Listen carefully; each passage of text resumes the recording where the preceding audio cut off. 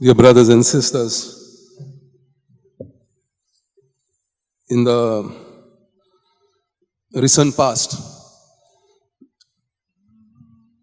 we had the gramophones, and I remember my home, we used to use these old records. I heard one of them, and it said, the chorus was, money is the root of all evil. So take it away, take it away, take it away. What really intrigued me was the singer literally pleaded to be relieved of and released from the clutches of what he considered the root of all evil, money. And so he honestly pleaded thrice, take it away, take it away, take it away. There's also a song from ABBA, Bee Gees, money, money, money, it's so funny in a rich man's world. These songs, the money is indeed a means to an end and not an end itself. Wealth is good, but when you make it an end in itself, it makes your life miserable. And even the religion practiced by Luther, of course, warned about it. He says, God deliberately has divided the hands into fingers so that money can slip through and not stay there. But Calvinism says, your salvation does not depend on grace of God. It depends on your own work. So, go on getting wealth. How it is acquired does not matter. Whether you oppress the workers, extract more hours of work than needed, no paying proper wages, and amass wealth. The effect of evil, of selfishness, greediness is sin. And in this acquiring of wealth, we see the destruction of our own motherland. Late Pope Francis warned us against that, to take care of our Mother Earth, the environment, the ecology, the same planet which supports us. We are destroying it, destroying the air, the water, the land, the space. And money cannot buy wealth for us. Money cannot give us fresh air. Money cannot give us salvation of our soul. In the recent past, we had the instance of Elvis Presley, phenomenally rich. He owned 8 cars, 6 motorbikes, 2 aeroplanes, 16 television sets, a vast mansion, and several bulging bank accounts. On top of all this, he was a superstar, literally idolized by friends from all over the world. With all this, one would have expected him to be supremely happy. Ironically, that was far from the truth. In spite of fame, wealth, and success, Elvis Presley experienced within himself a spiritual malaise, an emptiness, a misery, and would often complain of both loneliness and boredom. So in one particular interview with him, he frankly confessed, I never imagined that money would bring so many headaches. Then reporters tell us that one who worried most about was Elvis's mother, his dear mother. She could not bear to see her handsome, talented, and charismatic son so fearful and depressed at the age of 22. It was as though some kind of diabolical octopus has trapped him with vice-like tentacles and was gradually and vengefully crushing him to an untimely and tragic end. Said the heartbroken mother, I never wanted this for my dear son.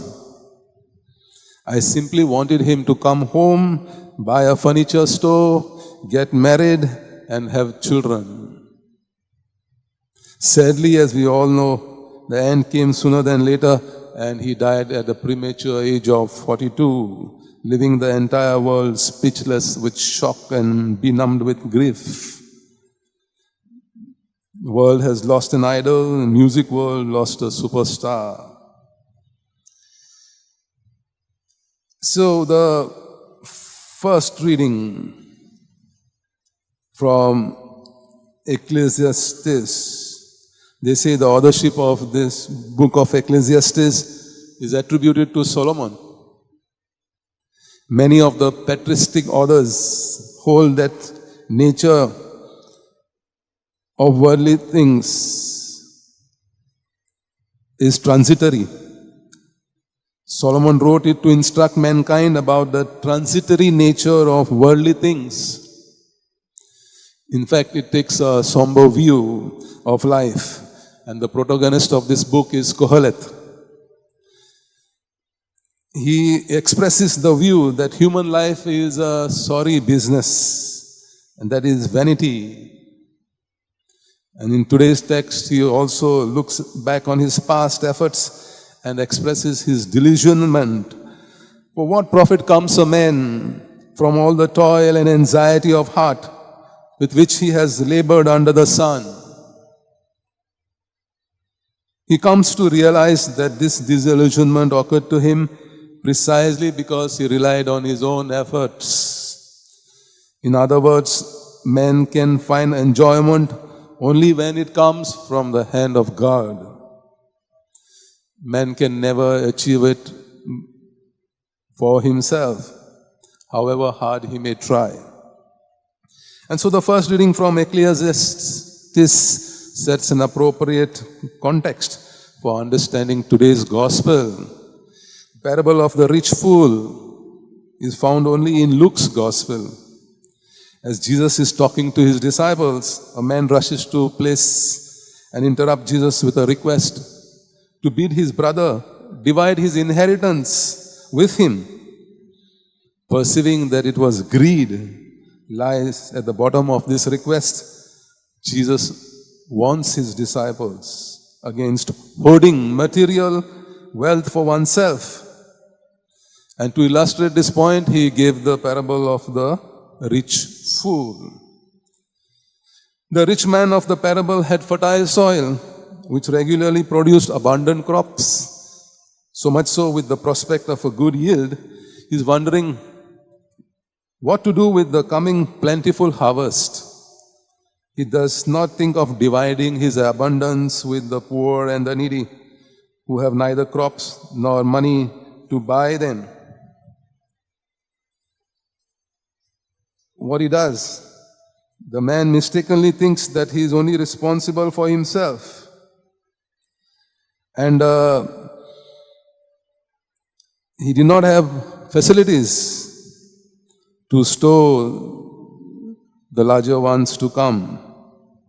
So the intention of the farmer was clear. He is going to hoard his produce and release it to the market when prices are high.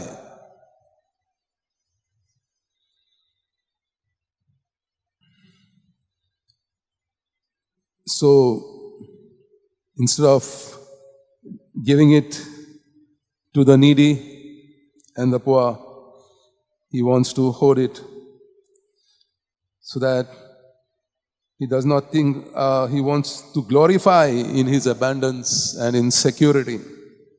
The man thinks that he will be comparatively easy to demolish his storerooms and construct larger ones. This done, he thinks that he can sit down and enjoy life without thinking of God or his neighbors. And then what happens? Suddenly a summons comes from God. You fool, this night your life will be demanded of you. Where will be all that things which you have gathered, the wealth, the fame? No one will remember him after some years. And he's snatched away in a moment from all his possessions and his plans. The point is that he has been wise in foresight for material things, but a fool in things spiritual. So let us note that it is not wealth he possessed caused his downfall, but his attitude to his possessions. The evil effect of sin, of greed.